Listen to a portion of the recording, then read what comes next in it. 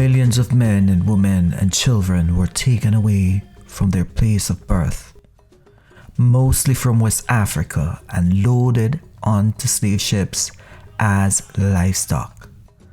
A place that was once the envy of Europe had become the hunting ground for cheap labor. Before forcing slaves on these vessels, many slaves had to walk hundreds of miles.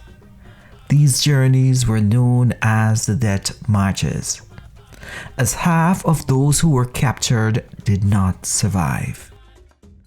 They were all shattered as they made their journey, this long journey indeed. Those who were too sick to move were left to die on this journey or killed. The thought that Europeans saw slavery as the right thing to do is frightening. However, what is more frightening is that the system of slavery was established by using laws. These laws were designed to use captives to maximize profit. Yes, profit from sugarcane. The more slaves reached the Caribbean, the more profit would be made. Let me say that again. The more slaves reached the Caribbean, the more profit would be made. The reality is that slave owners wanted to transport as many Africans to the Caribbean and the Americas so that their profit could be greater. The issue of human dignity was missing. After all, slaves were just livestock. While parts of history talks about slave ships and how the slaves were stacked, not often is the detail highlighted, and in this presentation I want to clearly highlight how this was done.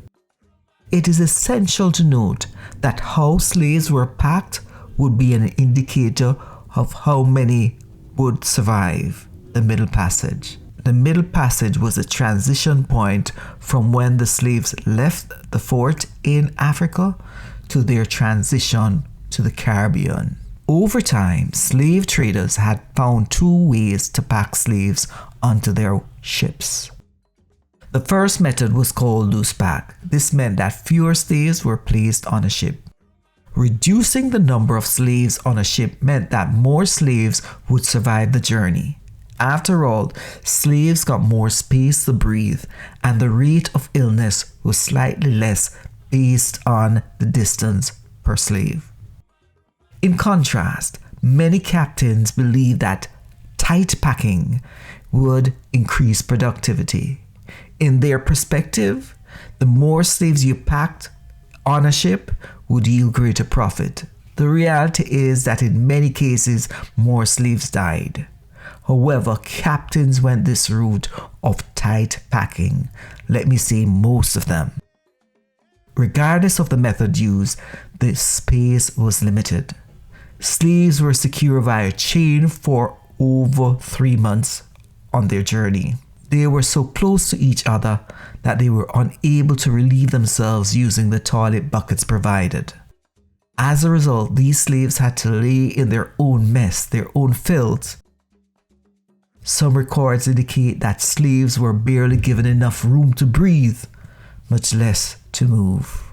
What a travesty indeed. The place that slaves stayed under the deck was not properly ventilated, thus it had a foul smell consistently. This meant that these ships were an incubator for disease. Many slaves jumped from these ships.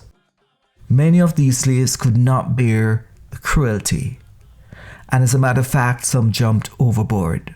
Others decided that they would rather commit suicide. And as a matter of fact, some decided to take on the wicked crew.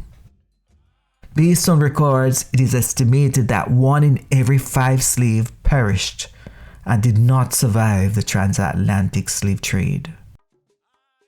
Slaves who died were thrown overboard. The Slave Trade Act of 1788, called the Dulburn's Act, was put in place to regulate the conditions of slave vessels. The Prime Minister back then stated that it was very unfortunate to have slaves being transmitted over to the Caribbean like herrings stacked in a barrel. Under the regulations, captains were required to reduce the number of slaves per voyage and also take a doctor on board that would keep records regarding the slaves on the ship. However, it has been said that the policy was implemented to ensure that more slaves survived that journey to ensure maximized profit.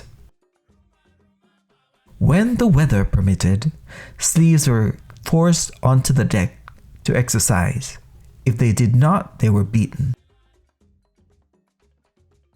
Based on records, slaves were also force-fed. Let us not forget the beat, the rape, as these slaves crossed the transatlantic. When we look back, we have to understand that slaves went through a lot, and there's no better way to hear from them, not from the perspective of the captain, but from their own perspectives. I will now highlight the narratives of two slaves as they traveled the Middle Passage. The first is Asa Asa, an enslaved African who arrived in the French West Indies. He describes the situation. The slaves we saw on board the ship were chained together by their legs below deck, so close that they could not move. They were flogged very cruelly.